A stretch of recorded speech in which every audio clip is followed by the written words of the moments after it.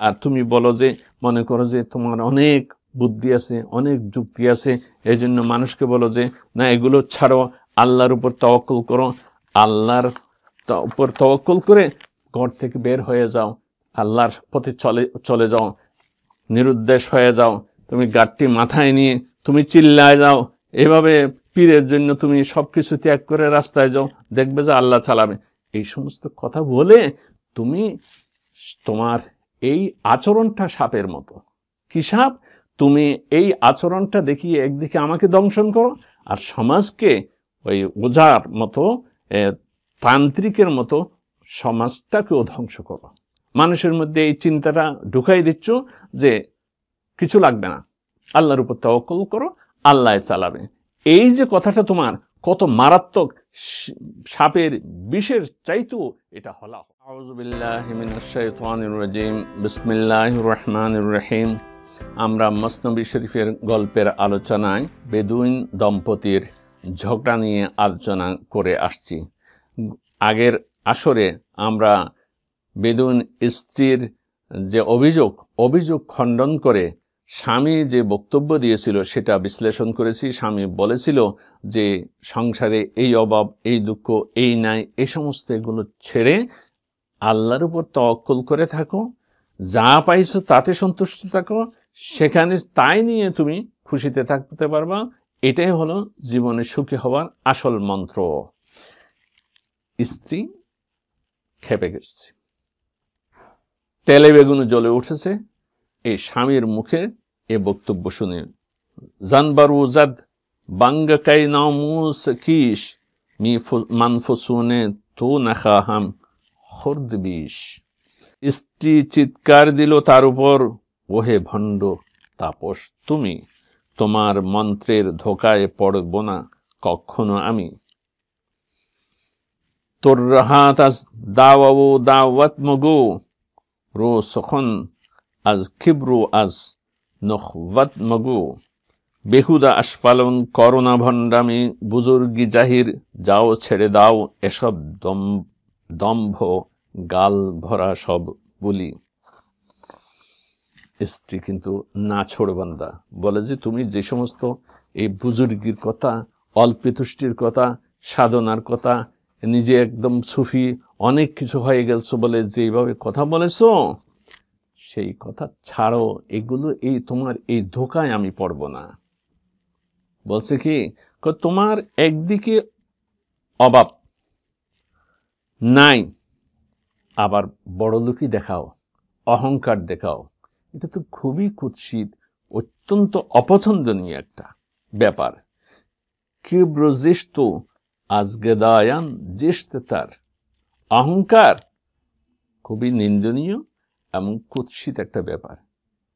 আর যদি কোনো ভিক্ষুক অহংকার দেখায় সেটা আরো কুৎসিত। রোজ সারদো বরফ আঙ্গাহ জামে তার, সেটার উপমা হলো শীতের দিন বরফ পড়ছে আর গায়ের জামাটাও ভিজা, তার অবস্থা কি এরকম হবে? তোমার অবস্থাও তাই।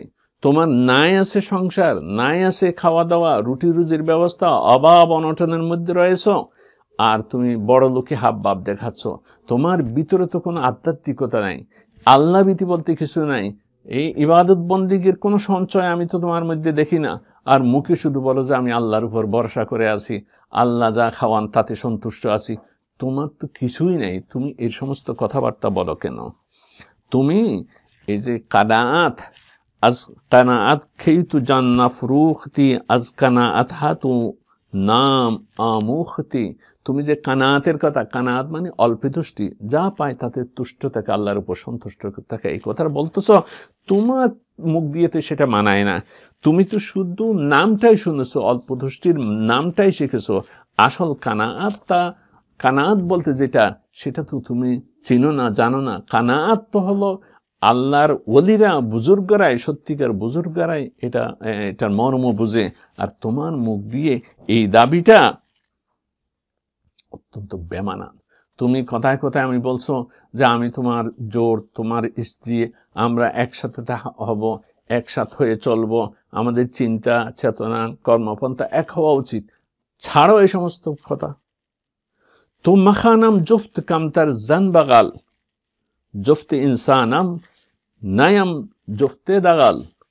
আমাকে বলবে না জোড় সঙ্গিনী ছাড়ো বাহুবন্ধন, ইনসাফের জোড় অবশ্যই নহি ভণ্ডের বন্ধুজন। কোনো ভণ্ডের সাথে আমি একজোট হতে চাই না। তুমি বড় বড় বলো যে আমি রাস্তায় গেলে কোনোখানে গেলে বড় বড় মানুষ যারা আছে আমির উমরাদের সাথে আমার উঠা বসা হয়, তাদের সাথে পরিচয় হয়।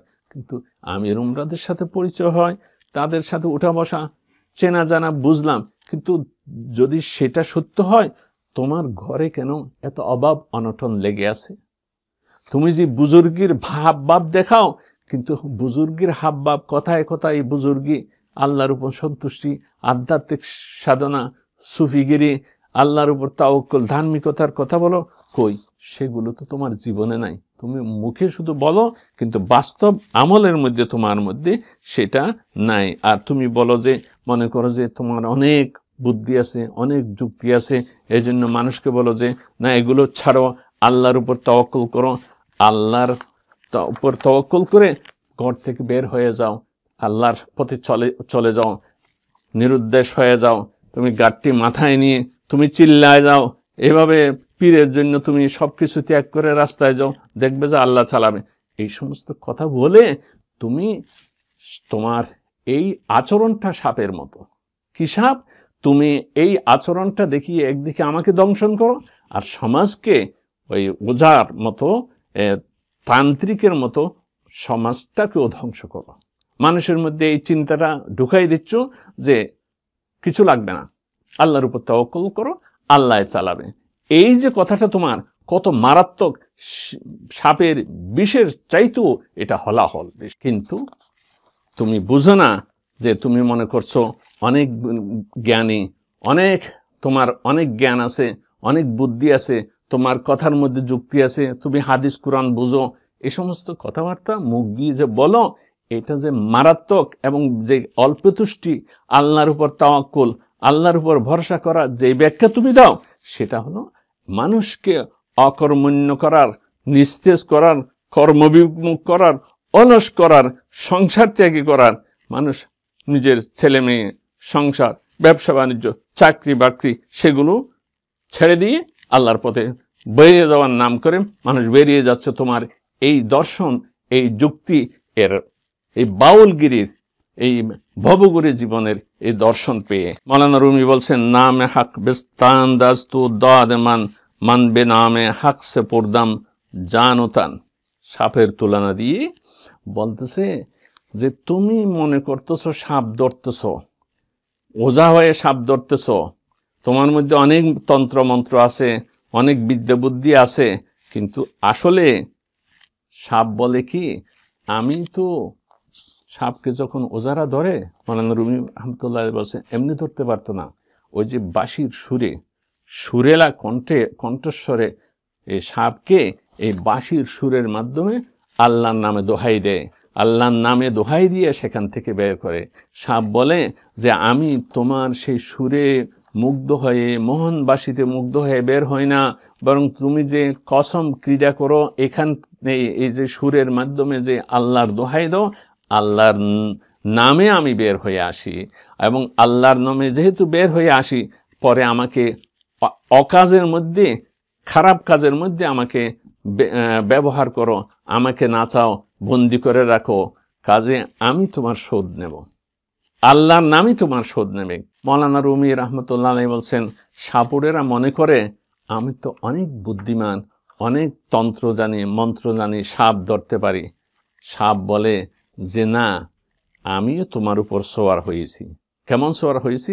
সাপের মন্ত্র বোঝা যায় না, কিন্তু সাপের মন্ত্রটা এমনভাবে যে কারণে, সাপের মন্ত্রের কারণে সাপুরে বসে থাকতে পারে না, সাপ ধরার জন্য সে পাগল হয়ে যায়, কিন্তু তার লোভের কারণে, পয়সার লোভের কারণে সেটা বুঝতে পারে না যে সাপও যে তাকে আকর্ষণ করতেছে।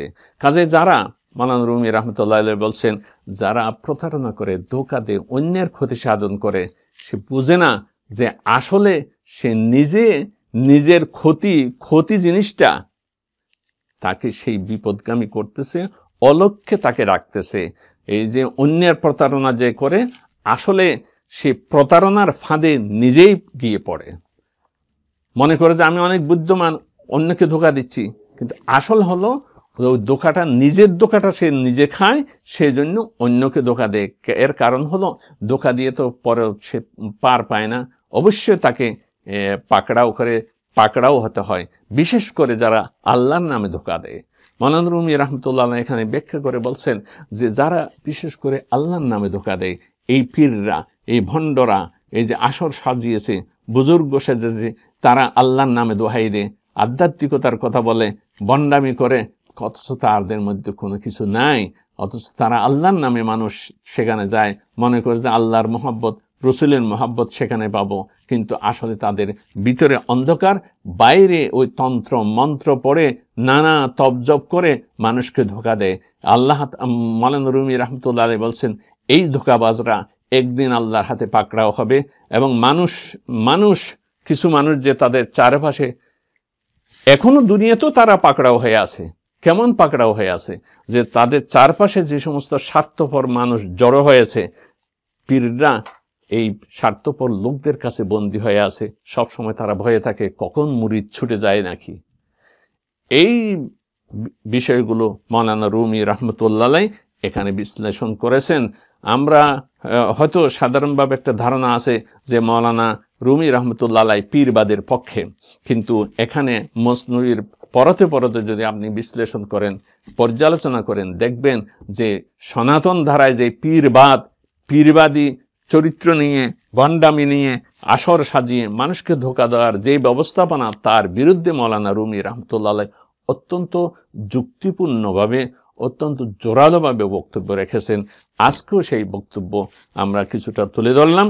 পরের অংশে আমরা এই যে স্ত্রী যে স্বামীকে এভাবে কটাক্ষ করলো, তিরস্কার করলো, স্বামীর বিরুদ্ধে অভিযোগ দাঁড় করালো, সেগুলোর জবাব স্বামী কিভাবে দেয় সেটা আমরা সামনের আসরে পর্যালোচনা করব। আজকে এখানে শেষ করছি। ওয়া আখিরু দাওয়ানা আনিল হামদুলিল্লাহি রাব্বিল আলামিন।